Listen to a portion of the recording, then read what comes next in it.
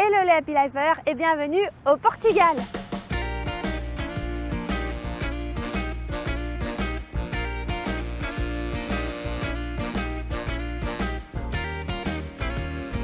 En ce beau mois d'avril, nous sommes partis à la découverte d'un pays qui nous faisait de l'œil depuis un moment. Accompagnés de nos deux acolytes Hera et Cléo, on vous emmène avec nous pour découvrir les plus beaux paysages. Pour ce road trip de 2 semaines, on a traversé directement l'Espagne pour se rendre le plus au sud du Portugal. Alors c'est un petit événement, c'est le premier pays étranger de Cléo. Wouhou!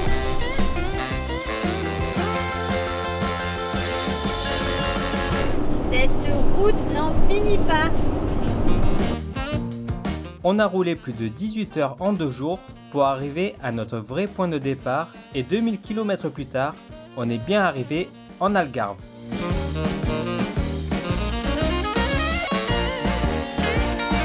Ça n'a pas été très compliqué de trouver un spot tranquille dans cette région pour passer la nuit avec une belle vue et avec un beau coucher de soleil.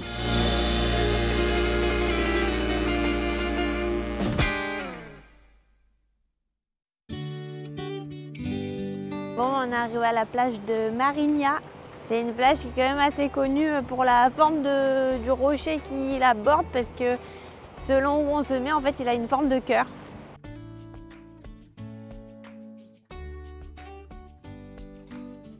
La plage de Marinha nous a directement mis dans le bain avec ses rochers marbrés de nuances de rouge typiques de l'Algarve.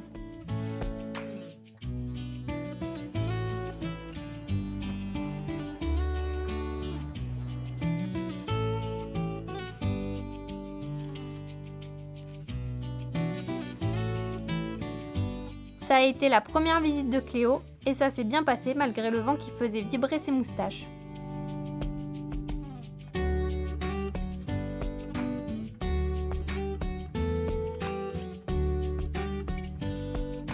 À quelques kilomètres de là, on s'est rendu sur la plus belle plage de la région, la plage de Camilo.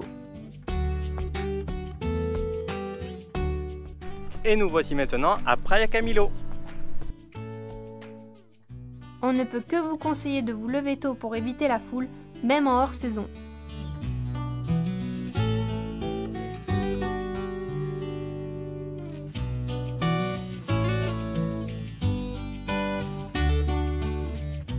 Eh bien, je peux vous dire une chose, c'est qu'il fait très chaud.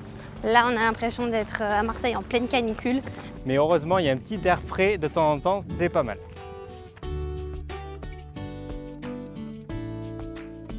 Aux alentours de cette plage, il y a des sentiers qui longent la côte sur des kilomètres et s'enfoncent dans les falaises.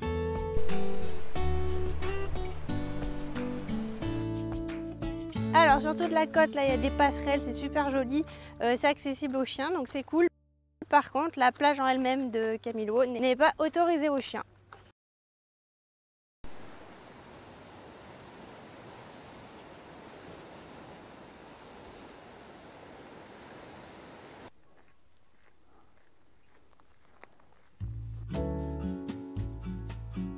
Dans le sud du Portugal, on a bien retrouvé la liberté du voyage en fourgon aménagé. On n'a vraiment eu aucun problème pour trouver des spots nature où Hera et Cléo pouvaient être en sécurité. C'est vraiment ce qu'on aime le plus dans ce mode de voyage, se retrouver seul dans des décors magnifiques.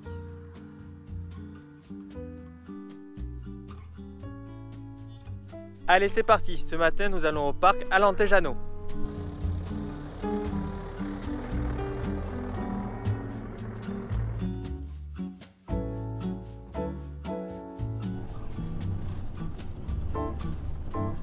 Les routes portugaises, faut s'accrocher hein. Je pense qu'ils l'ont fait à la colle à carrelage. C'est vraiment défoncé. Ils ont bouché les trous par-dessus des trous par-dessus des trous. C'est catastrophique.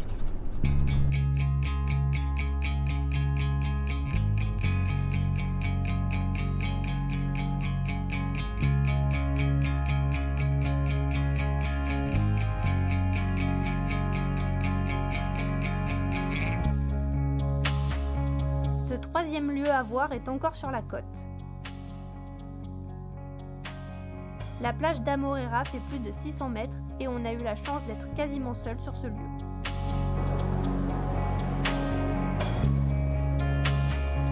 C'est incroyable.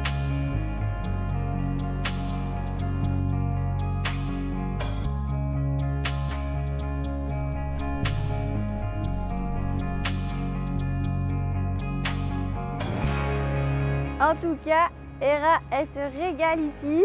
Elle adore le sable. Là, elle est comme une folle. Et je sens Cléo qui s'agite dans mon sac. Je pense qu'elle a envie de sortir voir ce qui se passe. Oh bah oui, c'est la plage. C'est la plage ici, tu vois.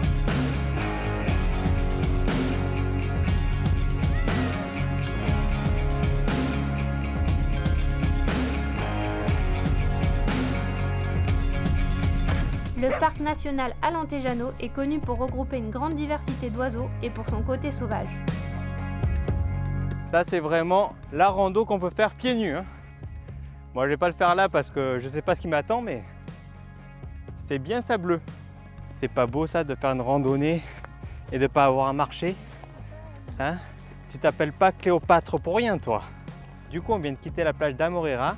On suit un sentier qui suit tout le long des falaises pour arriver à la plage de Carriagem. Donc c'est une balade plutôt sympa, elle dure entre 40 minutes à 1 heure de marche. Et voilà, ça monte un petit peu, mais c'est rien de fou. Par contre, je suis sûre qu'on va avoir une superbe vue arrivée en haut.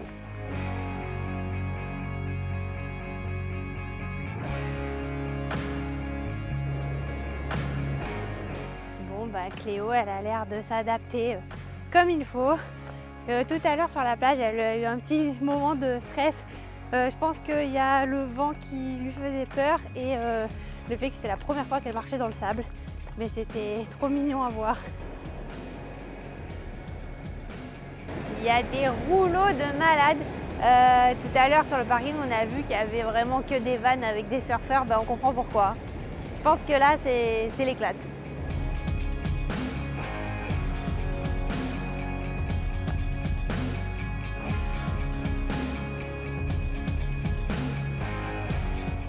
Quand tu vois les couleurs du sable et de l'eau, t'as mal à la rétine tellement que c'est beau, quoi.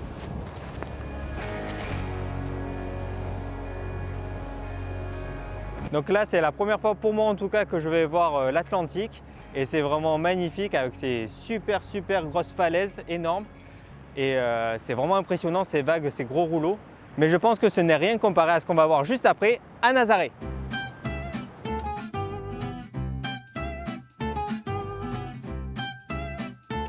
On nous avait promis des vagues immenses, des rouleaux dépassant 20 mètres de haut et finalement, on s'est retrouvé devant un calme plat.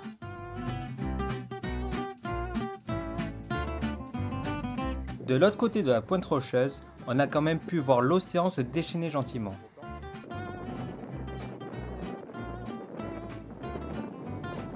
Nazaré est LE spot des surfeurs. Et si vous voulez avoir la chance d'observer les plus grosses vagues, il faut venir au mois de février.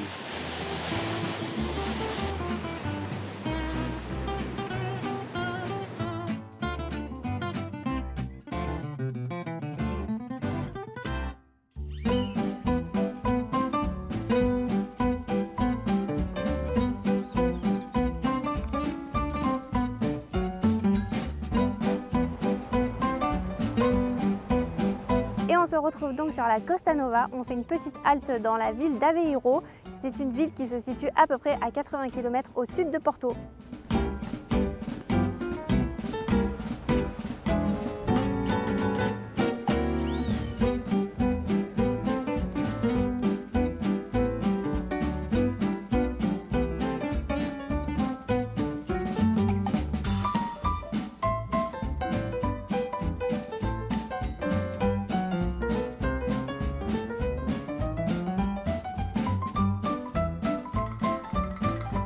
Notre camion est bien ridicule quand même comparé aux autres qui sont garés à côté.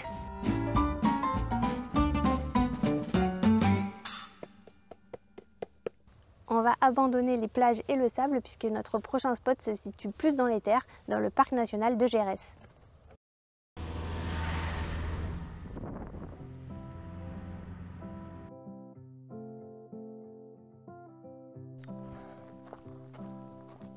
C'est parti pour une randonnée de 8 km à travers le parc de Gerês.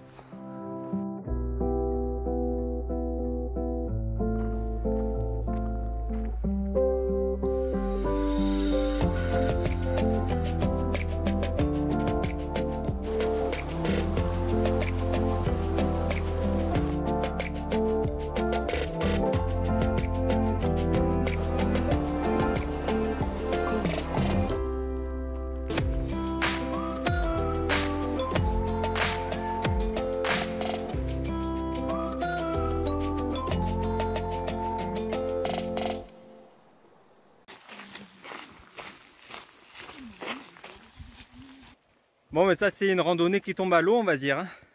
Il pleut de ouf. Et on était arrivé pile au point, mais bon, du coup, on a encore 4 km pour revenir. Donc voilà, on se dépêche, on se dépêche. La petite, elle râle un petit peu derrière. Mais c'est pas grave.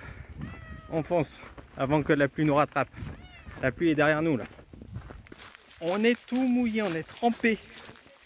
Mais on arrive au camion, là, enfin. Heureusement qu'on a fait demi-tour rapidement, parce que sinon, on aurait été dans la cata. Cléo va bien, Cléo, elle est protégée. Tout va bien. Mais moi, je commence à être bien mouillé, par contre. Ça y est, on a pu se mettre à l'abri dans le camion, on est reparti là. Ça faisait longtemps qu'on n'avait pas fait de rando sous la pluie et puis là avec Cléo c'était magique.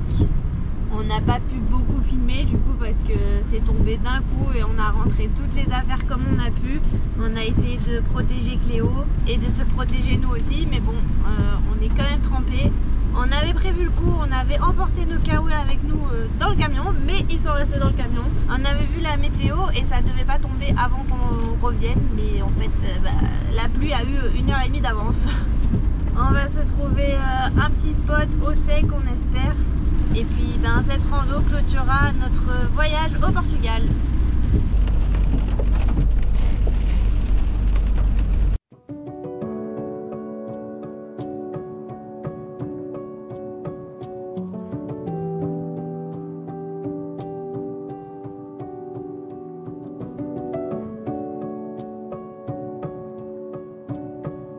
Et voilà, c'est ici que s'achèvent nos 5 jours à travers le Portugal. Et quoi de mieux pour vous faire part de nos impressions qu'un lieu comme ça.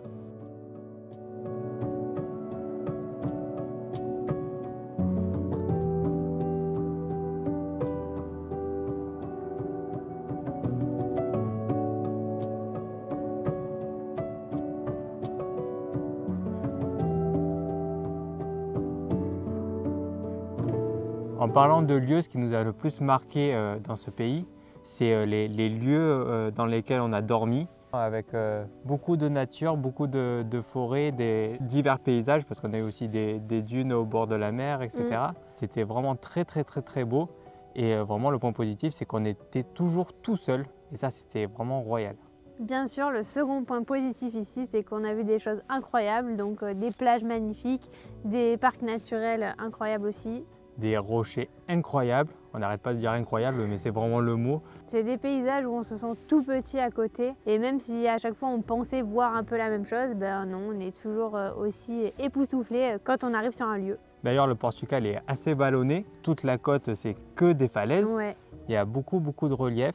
Le troisième point positif, c'est la population. En général, les gens étaient assez souriants, assez sympathiques envers nous. Et quatrième et dernier point, c'est que ce pays est vraiment énorme pour la van life parce qu'on peut tout trouver facilement. On a trouvé des points d'eau quasiment partout, des aires de pique-nique comme celle-ci pour les voyageurs, donc c'est vraiment cool. Et puis point important aussi, à chaque fois il y a des poubelles parce qu'il y a certains pays où on galérait à jeter nos poubelles parce que c'était inaccessible. Et du coup, pour les points négatifs, on aime bien toujours en dire, mais là clairement on n'en a pas beaucoup. Non.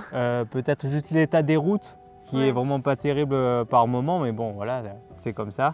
Surtout qu'on a fait que de la route, on a évité les autoroutes parce que c'était payant et on ne voulait pas payer d'autoroute. Donc on est passé des fois dans des chemins paumés au milieu de nulle part.